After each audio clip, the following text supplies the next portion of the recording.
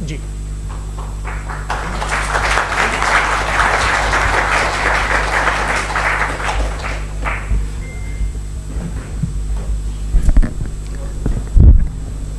एक आखिरी गुजारिश, आप बोलना शुरू करें। आप लोग प्लीज अपने फोन फ्लाइट मोड पे या साइलेंट मोड पे रखें। एक बार चेक कर लें, कई बार बेध्यानी हो जाती है।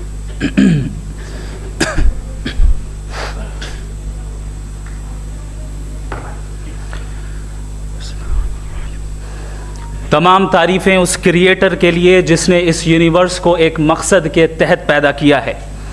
रिस्पेक्टेड जनाब जावेद अख्तर साहब, मिस्टर सौरभ द्विवेदी और respected audience, thank you all for being here today. आज की डिबेट में चूंकि हम बात करने वाले हैं डज गॉड एग्जिस्ट के टॉपिक पर, तो ये एक ऐसा टॉपिक है जिसके मुताल्लिक कोई भी डिसीजन लेने के लिए अलग अलग स्टैंडर्ड्स हो सकते हैं।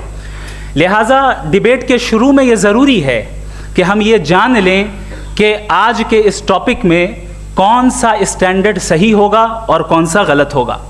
सबसे पहला स्टैंडर्ड जिसे मैं समझता हूँ कि हमारे रिस्पेक्टेड जनाब जावेद अख्तर साहब बड़ी तेज़ी के साथ उसकी तरफ लपकेंगे, वो है साइंस।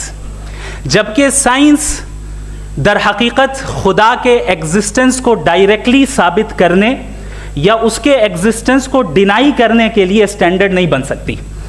और उसकी वजह क्या है, ये मैं नहीं कह रहा, ये वो लोग कह रहे हैं जो साइंस के एक्सपर्ट्स हैं। नेशनल एकेडमी ऑफ साइंस कहती है science doesn't have the processes to prove और disprove the existence of God. Why? क्योंकि साइंस का ताल्लुक एम्पेरिकल एविडेंस से है और एम्पेरिकल एविडेंसेस का ताल्लुक हमारे नेचुरल और फिजिकल वर्ल्ड से है, जबकि गॉड नॉन फिजिकल और सुपर नेचुरल रियलिटी है। लिहाजा नॉन फिजिकल रियलिटी को आप उस टूल के साथ नहीं चेक कर सकते जिसका काम फिजिकल रियलिटी को तलाश करना है। लिहाजा आज इस डिबेट में गॉड की एग्जिस्टेंस को साबित करने या उसे डिनाई करने में साइंटिफिक एविडेंस को एक्सेप्ट नहीं किया जाएगा। दूसरा स्टैंडर्ड हो सकता है रेविलेशन, कि रेविलेशन के जरिए हम ये साबित करें कि गॉड एग्जिस्ट करता है या नहीं। लेकिन ये स्टैंडर्ड भी आज इररेलेवेंट है। क्यों?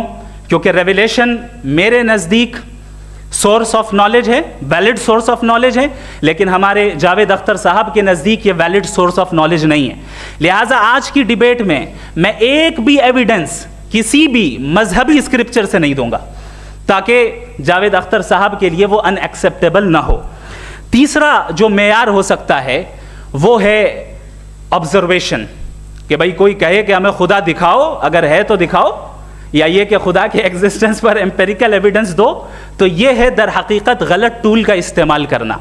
ये ऐसा ही है कि जावेद साहब मुझसे ये मुतालबा करें कि मुफ्ती साहब आप मेटल डिटेक्टर के जरिए प्लास्टिक डिटेक्ट करके दिखाएं। अब चूंकि प्लास्टिक डिटेक्ट नहीं हो पा रही है लिहाजा plastic does not exist. No, you are using the wrong tool. इस टूल से प्लास्टिक को डिटेक्ट नहीं किया जाता। लिहाजा मैं समझता हूं कि गॉड के एग्जिस्टेंस पर एम्पेरिकल एविडेंस का मुतालबा करना एक बचकाना मुतालबा है, और हमारे रिस्पेक्टेड जनाब जावेद अख्तर साहब इस स्टेज से अब बहुत आगे निकल चुके हैं। अब बचता है एक ही स्टैंडर्ड, और वो स्टैंडर्ड है अक्ल, लॉजिक, रीजनिंग। और यही वो स्टैंडर्ड है जिसके तहत गॉड के एग्जिस्टेंस को साबित किया जाएगा या गॉड की एग्जिस्टेंस को डिनाई किया जाएगा। लेकिन चूंकि ये बहुत इंपॉर्टेंट और सेंसिटिव टॉपिक है, इसलिए लॉजिकल आर्ग्यूमेंट भी ऐसा होना चाहिए जो डेफिनेटिव हो, इनडेफिनेटिव ना हो, जो 2 और 2 4 की तरह बिल्कुल वाजे हो, जिसे लॉजिकली रिजेक्ट करना पॉसिबल नहीं हो। फॉर एग्जाम्पल हम कहें हमारे रिस्पेक्टेड मिस्टर सौरभ साहब ये एक इंसान है और तमाम इंसान कॉन्शियस बीइंग है, लिहाजा नतीजा क्या निकला, हमारे सौरभ साहब भी कॉन्शियस बीइंग है। क्या ये इनडेफिनेट आर्ग्यूमेंट है या डेफिनेट आर्ग्यूमेंट है? ये डेफिनेट आर्ग्यूमेंट है। ये 2 और 2 की तरह वाजे है, इसमें किसी तरह जो है लॉजिकली इसको रिजेक्ट नहीं किया जा सकता। तो अगर आज हमारे जावेद अख्तर साहब ऐसी कोई अकली दलील और लॉजिकल एविडेंस दें खुदा के ना होने पर जो डेफिनेट भी हो, तो मैं ये ऐलान करता हूं कि यकीनन मैं उस एविडेंस को कबूल करूंगा और उस पर गौर करूंगा। लेकिन साथ में ये भी ऐलान कर देता हूं प्रेडिक्शन के तौर पर कि ऐसा कोई डेफिनेट आर्ग्यूमेंट कोई नहीं पेश कर सकता। दलील हम देंगे और डेफिनेटिव दलील देंगे, लॉजिकल दलील देंगे, ऐसी दलील देंगे जो एंटायर एथिस्टिक वर्ल्ड उसे रेफ्यूट नहीं कर सकती। चलें अब हम एक एग्जाम्पल सोचते हैं, एक सिनेरियो, सिंपल सिनेरियो, तमाम ऑडियंस से गुजारिश है, हम और आप एक आइसोलेटेड आइलैंड पर हैं, ऐसा आइलैंड जहां पे हमसे पहले कोई कभी नहीं गया। चलते चलते आपके सामने अचानक आपने देखा एक पिंक कलर की बॉल पड़ी हुई है। सबसे पहला सवाल आपके जहन में क्या आएगा कि ये बॉल यहां क्यों आई, कैसे आई, ये पिंक कलर की ही क्यों है, कोई और कलर भी हो सकता था, ये इसी शेप में क्यों है, कोई और शेप भी हो सकता था। नेचुरली आप इस तरफ पहुंचेंगे कि कोई ना कोई है जिसने इन स्पेसिफिक प्रॉपर्टीज के साथ इस बॉल को बनाया है और यहां पे रखा है।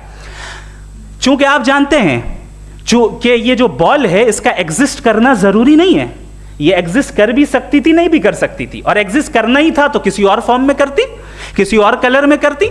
अब आप इस बॉल को एक्सपैंड करते चले जाएं, एक्सपैंड करते चले जाएं, एक्सपैंड करते चले जाएं, यहां तक कि ये बॉल यूनिवर्स के साइज की हो जाए। बताइए कि क्या साइज के बढ़ जाने से सवाल बदल जाएगा? हरगिज नहीं बदलेगा। अभी भी सवाल रहेगा, ये यूनिवर्स कहां से आया, इन स्पेसिफिक प्रॉपर्टीज के साथ कहां से आया, क्यों आया, किसने बनाया, ये सवाल उस वक्त भी वैलिड रहेगा। लेकिन ये सवाल अगर हम जनाब जावेद अख्तर साहब से करें तो चूंकि इनका वर्ल्ड व्यू एथिस्टिक है, और सिर्फ इनका नहीं, मतलब जितने भी एथिस्ट हैं और एथिस्टिक वर्ल्ड व्यू को रखने वाले से अगर आप ये सवाल करें कि ये यूनिवर्स कहां से आया, तो इनका जवाब या तो आर्ग्यूमेंट फ्रॉम इग्नोरेंस होगा या डॉगमेटिक होगा। या तो ये कहेंगे कि मुझे नहीं पता कि ये कहां से आया, लिहाजा गॉड डज नॉट एग्जिस्ट, ये आर्ग्यूमेंट फ्रॉम इग्नोरेंस है, या ये कहेंगे कि ये यूनिवर्स खुद ब खुद बन गया। इसका मतलब ये है कि उस बॉल को भी खुद ब खुद बन जाना चाहिए, लेकिन बॉल के ताल्लुक से ये एक्सप्लेनेशन एक्सेप्ट नहीं की जाएगी कि ये खुद ब खुद बन गई, लेकिन यूनिवर्स के ताल्लुक से कर दिया जाएगा। इसे हम दूसरे अल्फाज में डॉगमा भी कह सकते हैं। दूसरी चीज़, हमारे जावेद अख्तर साहब ज़रूर गॉड ऑफ गैप्स की मिसाल भी ज़रूर देंगे, और मिसाल देंगे कि पहले ज़माने में बिजलियाँ कड़कती थी तो लोगों ने किसी एक खुदा की तरफ, और बारिश होती थी तो दूसरे खुदा की तरफ मंसूब कर दिया, उनके पास दलील नहीं थी। ये हमारा वर्ल्ड व्यू है ही नहीं, ये हमारा वर्ल्ड व्यू है ही नहीं, क्योंकि नेचुरल फिनोमेना के प्रोसेस की इंटरप्रिटेशन को जान लेने से ये कहाँ से साबित हो गया कि गॉड एग्जिस्ट नहीं करता है। इस पर मैं इंशाअल्लाह अभी आगे बात करूँगा। आप हजरात ये भी देखेंगे, और मैं ये एक्सपेक्ट करता हूँ कि हमारे रिस्पेक्टेड जनाब जावेद अख्तर साहब ज़रूर इमोशनल आर्ग्यूमेंट्स भी देंगे, जो कि एक लॉजिकल फैलेसी है जब बात आती है ट्रुथ को डिसाइड करने में। क्यों? मिसाल के तौर पर वो कहेंगे कि अगर गॉड है तो ईविल क्यों एग्जिस्ट करता है, जबकि मैं कहता हूं ईविल का एग्जिस्ट करना गॉड के एग्जिस्ट करने की दलील है, उसके खिलाफ नहीं है। चूंकि अगर गॉड है तो हम सब उसके सामने अकाउंटेबल हैं, और अगर हम अकाउंटेबल हैं तो अकाउंटेबिलिटी के लिए ईविल का मौजूद होना जरूरी है, उसके बगैर हम अकाउंटेबल नहीं हो सकते। और अगर हम अकाउंटेबल नहीं हैं तो हम जनाब जावेद अख्तर साहब से पूछेंगे कि आप बताएं कि फिर सफरिंग इस दुनिया में क्यों है? अगर खुदा नहीं है तो सफरिंग क्यों है? और उन लोगों के जज्बे का क्या जिनके अंदर सफरिंग के बाद इंतकाम लेने का जज्बा पाया जाता है और वो इस दुनिया से ऐसे ही चले गए, क्या उनकी सारी तकलीफें बेकार चली जाएंगी? अब आ जाएं उसी एग्जाम्पल की तरफ कि बॉल, मुझसे अगर कोई पूछे इस बॉल को किसने बनाया और या इस एक्सपेंडेड बॉल को किसने बनाया, मैं कहूँगा कि चूंकि ये यूनिवर्स और इस यूनिवर्स की तमाम चीज़ें कॉन्टिंजेंट हैं। कॉन्टिंजेंट होने का मतलब ये होता है कि जो अपने एग्जिस्टेंस पे किसी के ऊपर डिपेंड करती हो, तो जाहिर है ये यूनिवर्स कॉन्टिंजेंट है। और अगर कोई चीज़ कॉन्टिंजेंट नहीं है तो मैं रिक्वेस्ट करूंगा कि मुझे दिखा दें कि कौन सी चीज़ यूनिवर्स में कॉन्टिंजेंट नहीं है, हम भी ज़रा गौर कर लें और हम भी देख लें। और जब कॉन्टिंजेंट चीज़ें मौजूद हैं तो फिलोसोफर्स की इस्तिलाह के मुताबिक, हम उस टर्मिनोलॉजी के मुताबिक हम उस जगह तक पहुंचते हैं और उस हस्ती तक पहुंचते हैं जिसे नेसेसरी बीइंग कहा जाता है, कि ये वो नेसेसरी बीइंग है जिसका मौजूद ना होना नामुमकिन हो। चूंकि अगर ये मौजूद ना हो तो सारी चीज़ें एग्जिस्टेंस में आएंगी ही नहीं, और ये सारी कॉन्टिंजेंट चीज़ें उसी के ऊपर डिपेंड करती हैं। अब अगर आप ये सवाल करते हैं कि फिर उस हस्ती को किसने बनाया, फिर उसका कॉज क्या है, फिर उसका कॉज क्या है, फिर उसका कॉज क्या है, और एंडलेसली चले जाएं, इसे हम कहते हैं इन्फिनिट रिग्रेस ऑफ कॉजेस, जो कि लॉजिकल फैलेसी है। कॉन्सेप्चुअली इन्फिनिटी पॉसिबल है। मिसाल के तौर पे न्यूमेरिकल्स 1 2 3 गिनते चले जाएं, इन्फिनिट नंबर्स हैं। मैं कॉन्सेप्चुअली बात नहीं कर रहा, प्रैक्टिकली रियलिटी में साबित करके दिखाएं कि infinite regress of causes possible हैं या नहीं। अगर पॉसिबल हैं तो हम मान लेंगे, मिसाल दे दें, और पॉसिबल नहीं है तो एक ही ऑप्शन बचता है जिसे हम कहते हैं नेसेसरी बीइंग। ऐसी नेसेसरी बीइंग जो इंडिपेंडेंट है, क्योंकि अगर वो डिपेंडेंट हुई तो वो नेसेसरी नहीं रहेगी। ऐसी इंडिपेंडेंट बीइंग जो इटर्नल है, अगर वो इटर्नल नहीं होगी, उसकी बिगिनिंग होगी तो वो खुद कॉन्टिंजेंट है। ऐसी बीइंग जो पावरफुल है, क्योंकि कॉन्टिंजेंट को एक्चुअलाइज करने के लिए पावर चाहिए। ऐसी बीइंग जो इंटेलिजेंट है और नॉलेजेबल है, क्योंकि ये यूनिवर्स स्पेसिफिक फॉर्म और स्पेसिफिक लॉज ऑफ नेचर के तहत प्रिसाइजली चल रहा है। Thank you. थैंक यू मुफ्ती साहब। मैं इन दलीलों के बाद जावेद अख्तर साहब से गुजारिश करूंगा, आप बैठ के बोलना चाहेंगे या वहाँ? जी।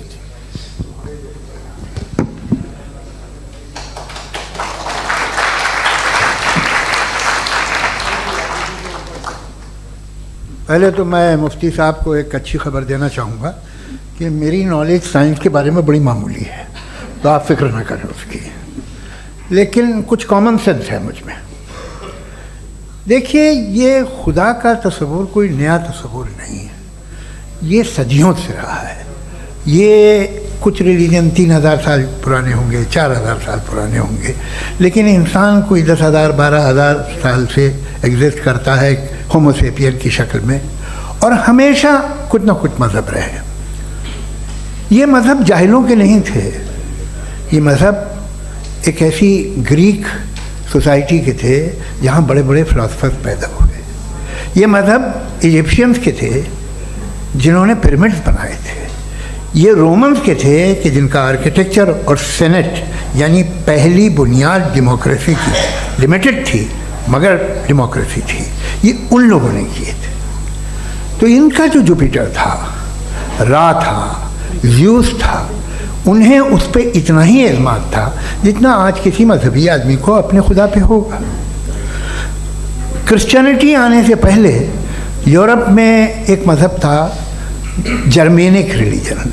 उसका एक खुदा था, उसकी एक बीवी थी, उसके 2 बेटे थे, एक बेटी थी। फिर जर्मनी में जब यूरोप में क्रिश्चियनिटी आई तो वो खुदा, उसकी बीवी और पूरे ख़ानदान चला गया।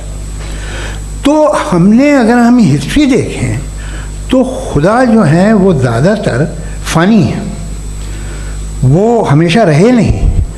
और वो जो लोग इन्हें मानते थे उनको आप कहें वो तो जाहिल थे, उन्हें तो कुछ पता ही नहीं था, ऐसा नहीं है। वो अपने वक्त में बड़े काबिल लोग थे और अपने वक्त में उन्होंने बड़े बड़े काम किए हैं, फिलोसफर्स थे, साइंटिस्ट थे, लेकिन उनका मज़हब कहाँ गया, उनके खुदा कहाँ गए? आज जो खुदा हैं दुनिया में लोग उन्हें मानते हैं। आपको क्या मालूम कि कितने बरसों के बाद क्या होने वाला है? हम यूरोप में देखते हैं तो चर्च खाली हैं। तो वक्त के साथ चीज़ें बदलती हैं। जहाँ तक इसका ताल्लुक़ है मज़हबों का, हर मज़हब आपसे एक चीज़ मांगता है, फेथ। ये फेथ क्या चीज़ होती है? What is the difference between faith and belief? ये तो बहुत ही अहमखाना बात होगी कि कोई आदमी कहे साहब अगर खुदा है तो मुझे दिखाइए। ये तो जाहिलाना बात हुई। मैंने तो नॉर्थ पोल नहीं देखा है, मगर मैं मानता हूँ कि नॉर्थ पोल है। मैं क्यों मानता हूँ? इसलिए कि अगर ये दुनिया राउंड है तो उसका कोई टॉप होगा। कुछ लोग हैं जो वहाँ गए भी हैं, कॉमन सेंस कहता है कि ऐसा होगा, सबूत है, गवाह है, रीज़न है। तो ये मेरा फेथ नहीं है। तो फेथ में और बिलीफ में डिफरेंस क्या है? जो मज़हब मांगता है आपसे, हर मज़हब फेथ मांगता है। फेथ का मतलब ये है कि ना कोई गवाह हो, ना कोई सबूत हो, ना कोई रैशनल हो, ना कोई लॉजिक हो, ना कोई प्रूफ हो, मगर तुम एक बात को मानो। ये है फेथ। वरना बिलीफ होता। अगर इसमें कुछ भी सबूत होते, गवाह होते, तो फिर इसे आप बिलीफ कहते हैं। जैसे मेरा बिलीफ है कि नॉर्थ पोल है, मेरा फेथ थोड़ी है। फेथ इन तमाम शर्तों को रद्द करता है। तो फिर स्टुपिडिटी क्या है? अगर मैं एक बात ऐसी मानूं जिसकी ना कोई लॉजिक है, ना कोई रैशनल है, ना कोई प्रूफ है, ना कोई गवाह है, न कोई सबूत है और मैं उसे मानूं, तो ये स्टुपिडिटी हुई। इसे ही भाई कल को मैं यकीन कर लूँ कि एलॉन मस्क जो है मेरा भाई है, तो मुझे इंतहाई खुशी होगी, सुकून भी बहुत मिलेगा मुझे। लेकिन और कहे भाई क्यों मानते हो, क्या सबूत है भाई, वो तो अमेरिकन है और तुम तो इंडियन हो, वो तो नस्ल अलग है, तुम्हें कभी मिले भी नहीं। साहब देखिए मेरा फेथ है, इस पे बात